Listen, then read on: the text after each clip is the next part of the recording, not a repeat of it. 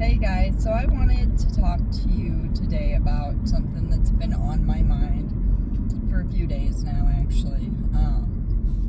Labeling, I guess is how I'd put it. So, we all do it. It's something that is programmed. We give people these little labels, right? Especially our kids.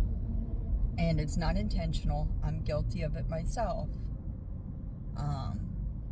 But it can be extremely harmful, even if it's a quote-unquote good label that you're giving them.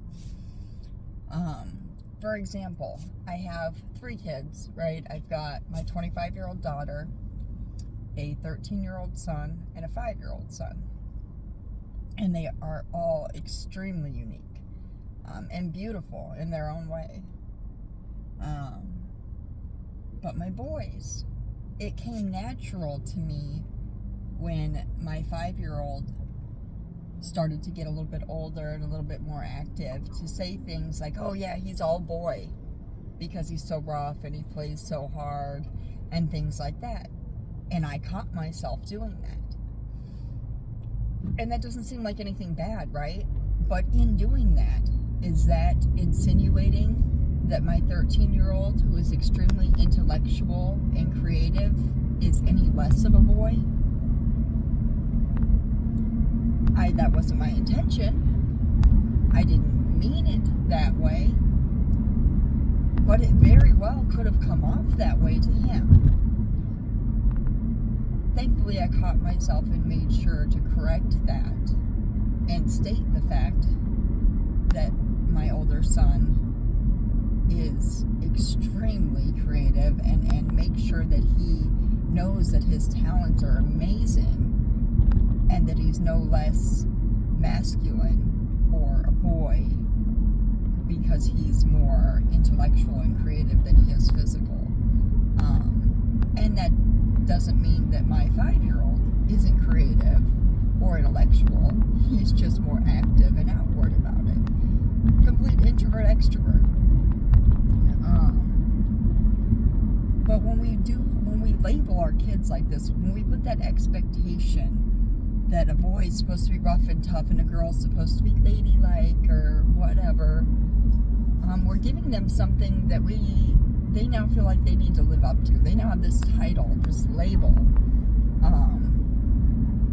that, I've got to be rough, tough boy because mom says I'm all boy, or even telling my 13-year-old that he's more sensitive and intellectual. Now, that gives him that label of being this kid who doesn't play sports or doesn't do this. Why not just allow him to be who he is and not label that? He is just simply Evan, who is an amazing person just the way he is, without a label, without a definition. And that gets really deep, right? Those are simple little positive labels that I unintentionally gave my children and have tried very hard to make them understand that I don't expect them to live up to a label, that I just want them to be them and be happy with what they're doing. As long as it's a creative, positive thing that they're doing, I want them to do what they want to do. I don't want them to live up to some label or expectation that myself or somebody else has put on them. That being said, so I work for CASA, and I work with kids, and I see labels put on children, not just at work, I see it everywhere.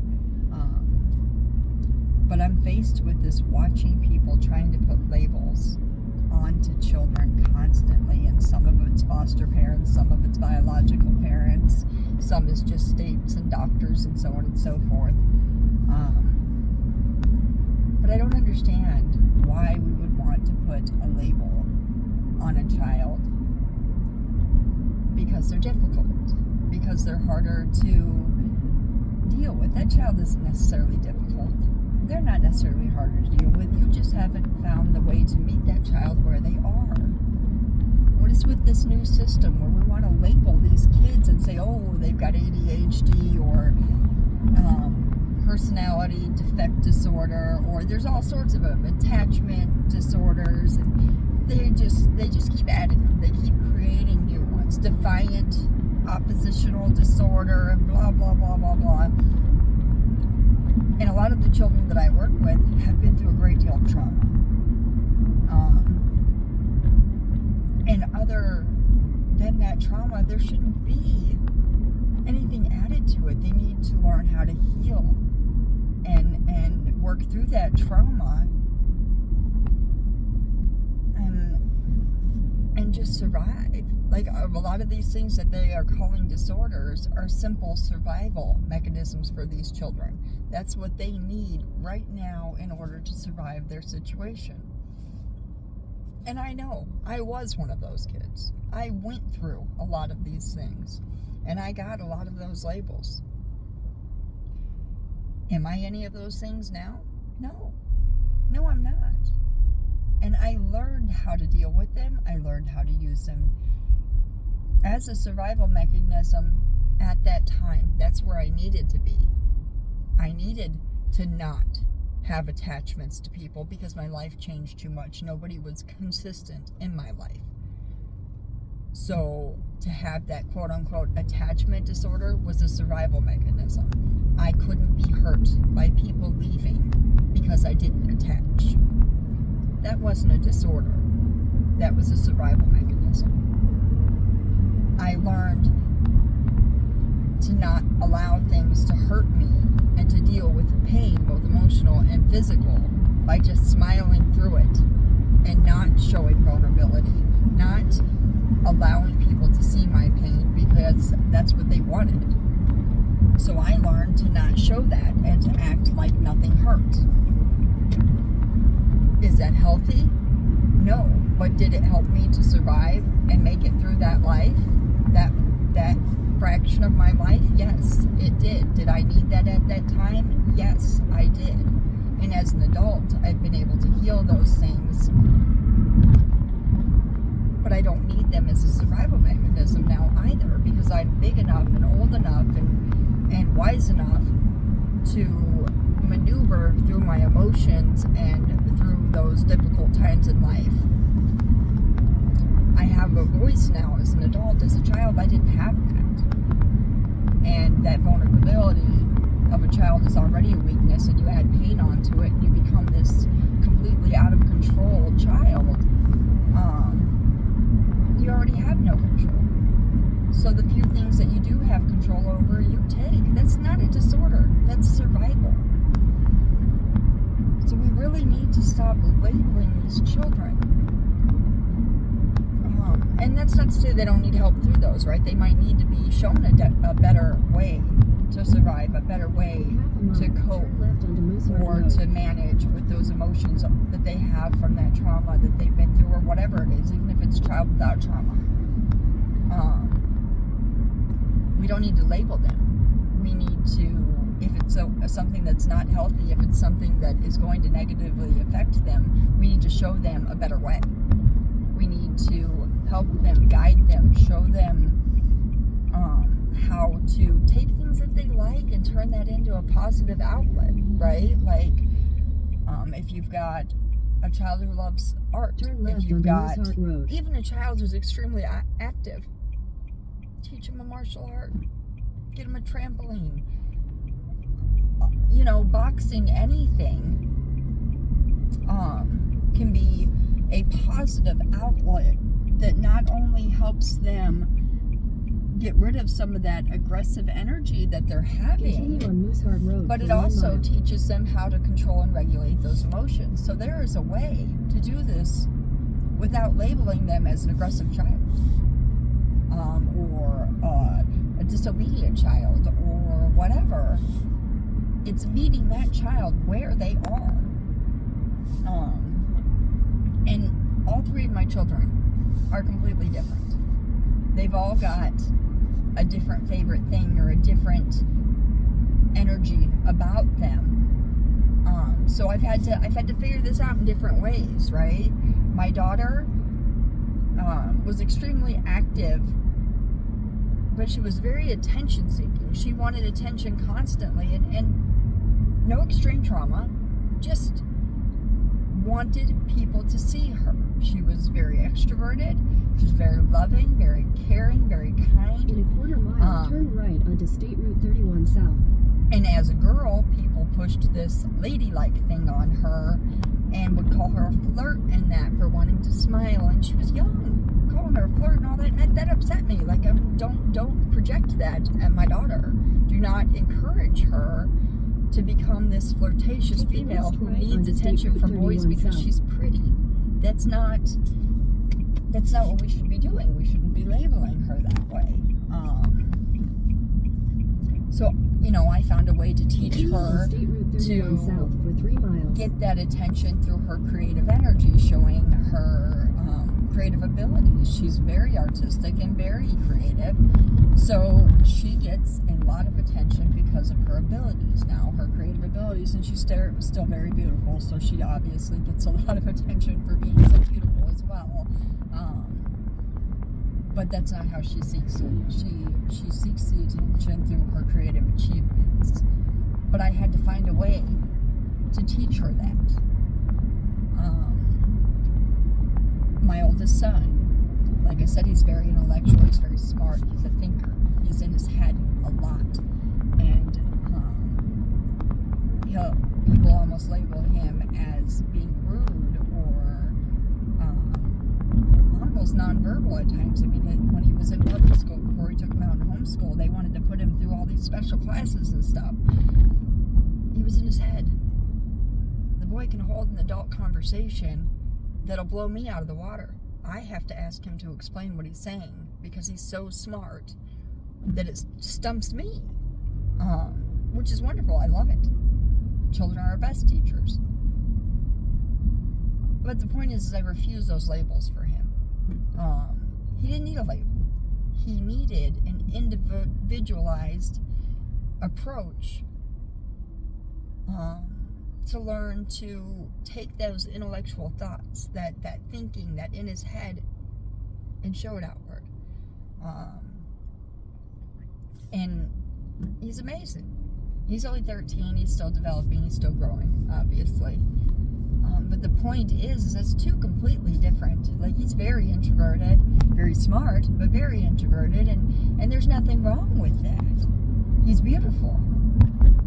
Now what if I had let the schools label him? He'd be on medication for all sorts of stuff and with IEPs and all this stuff that he didn't need. He didn't need that. He needed to be able to learn the way that his brain works, the way that his mind works, instead of the way that the school expected his brain, the way the program expected his brain to work. He's not a program, he's a human being. And we all operate differently, and we don't need a label to say the way we operate. We just need to be allowed to operate and function at our own levels in our own way and be accepted for who we are. My 5-year-old, again, completely opposite. He is go, go, go, get him, rough, tough, just on the go boy.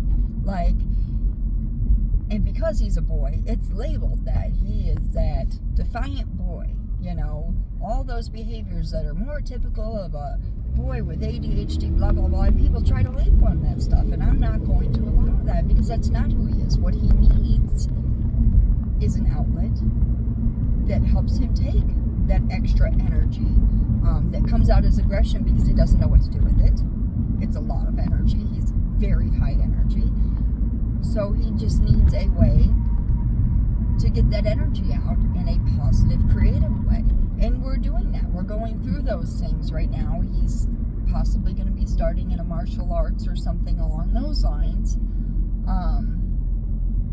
With him being so young, he's just becoming of age to start doing some things. But we have found ways. We've taught him to meditate.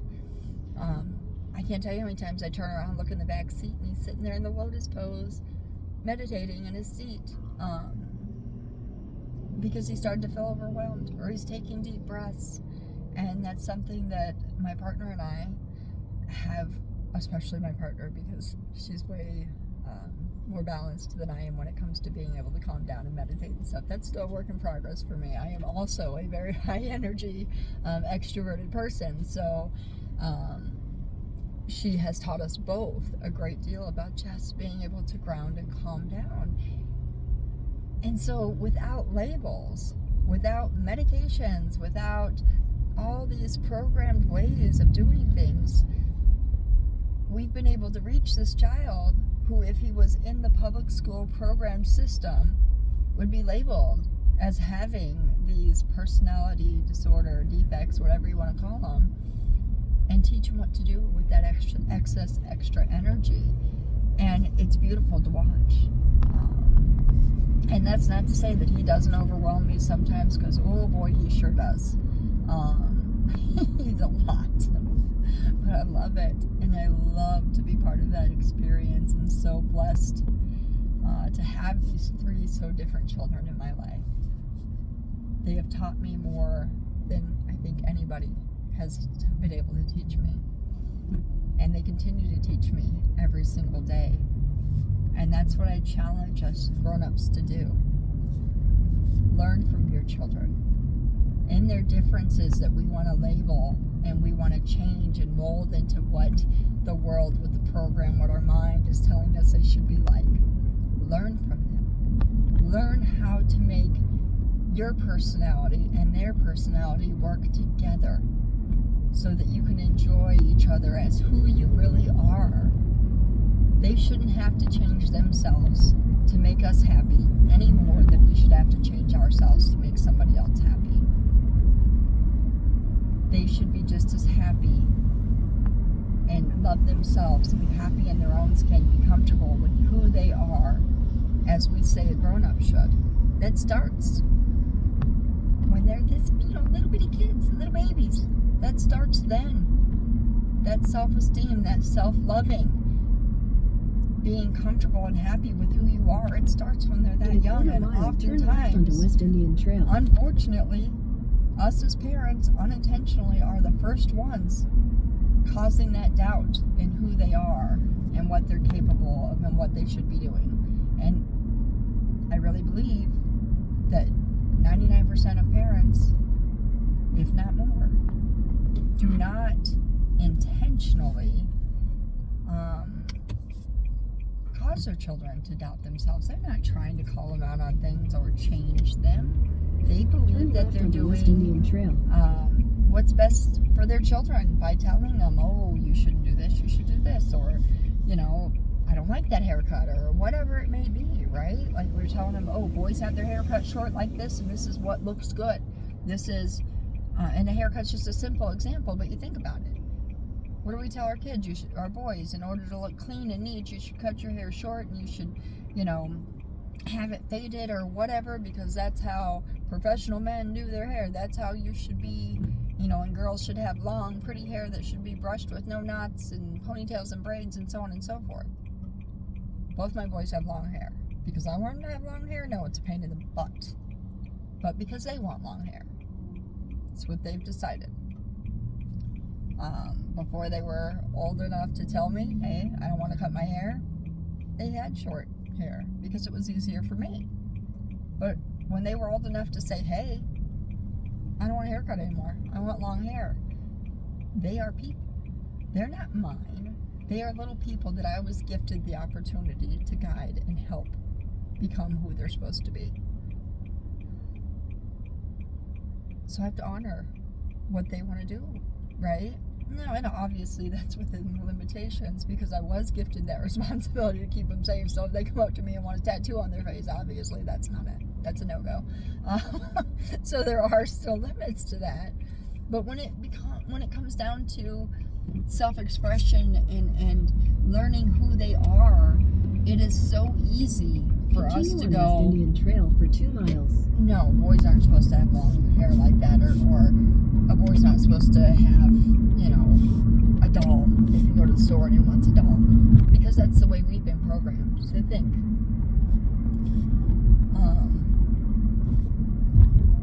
And like I said, that's within limits. But again, okay, so if my 5-year-old, and he has, because I have tattoos, has come to me and said, I want a tattoo. And I've told him, okay, when you're legally old enough to go get your own tattoo, if you still want that tattoo, because right now he's 5, he wants a Godzilla tattoo, then you can go get that Godzilla tattoo. But right now, and I full out explained to him, you are not at the age where you are able to rationally make decisions long term. So when you're old enough to make those decisions for long term and think about it that way, then you can do that. I don't just tell him no, is my point. I don't just tell him no because I don't want you to. I explain to them, this is the reason why. And I challenge us to do that. And if you don't know the reason why, then you need to stop and think, why am I telling my child not to do this? Is it because I don't want him to be different than the rest of the world, or is it because it could honestly hurt them? Is it because it could honestly negatively impact them, or is it because of my own judgments? And that's something that's very important. We really, really, really need to put ourselves in check and check our perspectives. What are we thinking? Are we honestly doing this because it's what's best for our child, or is it part of a programming and what's more comfortable for us? That's where it starts, right? All right. That's it. That's all I got. Love you guys.